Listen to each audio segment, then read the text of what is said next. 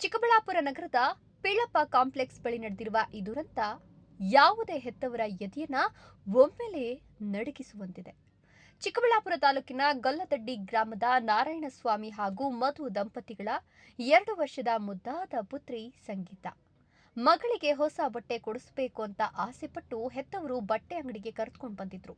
ಆದರೆ ಅದೇ ಅಂಗಡಿ ಅವರ ಪಾಲಿಗೆ ಕಣ್ಣೀರಿನ ಕಡಲಾಗತ್ತೆ ಅಂತ ಆ ಬಡ ಪೋಷಕರು ಅಂದ್ಕೊಂಡೇ ಇರಲಿಲ್ಲ. ತಂದೆ ತಾಯಿ ಮಗಳಿಗೆ ಬಟ್ಟೆ ಆಯ್ಕೆ ಮಾಡುವಲ್ಲಿ ಮಗ್ನರಾಗಿದ್ದಾಗ ಆ ಮುಗ್ಧ ಬಾಲಕಿ ಆಟವಾಡುತ್ತಾ ಅಂಗಡಿಯ ಮುಂಭಾಗಕ್ಕೆ ಬಂದಿದ್ದಾಳೆ.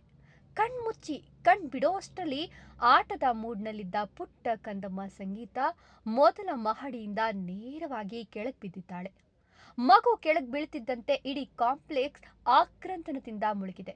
ಬಟ್ಟೆ ಕೊಡಿಸಲು ಬಂದ ಹೆತ್ತವರ ಆರ್ತನಾದ ಅಲ್ಲಿ ನೆರೆದಿದ್ದವರ ಕಣ್ಣಲ್ಲೂ ನೀರು ತರಿಸಿದೆ.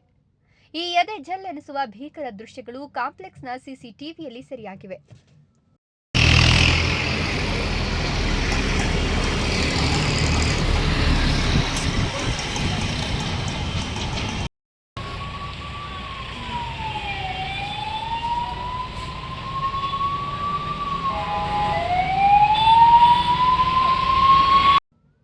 ಸದ್ಯ 2 ವರ್ಷದ ಬಾಲಕಿ ಸಂಗೀತ ಸ್ಥಿತಿ ಅತ್ಯಂತ ಗಂಭೀರವಾಗಿದ್ದು, ಸ್ಥಳೀಯ ಆಸ್ಪತ್ರೆಯಲ್ಲಿ ಪ್ರಾಥಮಿಕ ಚಿಕಿತ್ಸೆ ಕೊಡಿಸಿದ ಬಳಿಕ ಹೆಚ್ಚಿನ ಚಿಕಿತ್ಸೆಗಾಗಿ ಬೆಂಗಳೂರಿನ ಎಂಎಸ್ ರಾಮಯ್ಯ ಆಸ್ಪತ್ರೆಗೆ ರವಾನಿಸಲಾಗಿದೆ.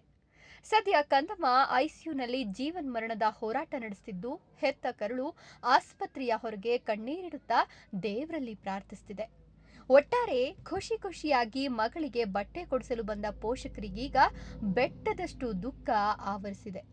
ಪ್ರತಿಯೊಬ್ಬ ಪೋಷಕರು ಮಕ್ಕಳನ್ನ ಹೊರಗಡೆ ಕರೆದುಕೊಂಡು ಹೋದಾಗ ಎಷ್ಟು ಎಚ್ಚರಿಕೆಯಿಂದ ಇರಬೇಕು ಅನ್ನೋದಕ್ಕೆ ಈ ಘಟನೆಯೇ ಸಾಕ್ಷಿ.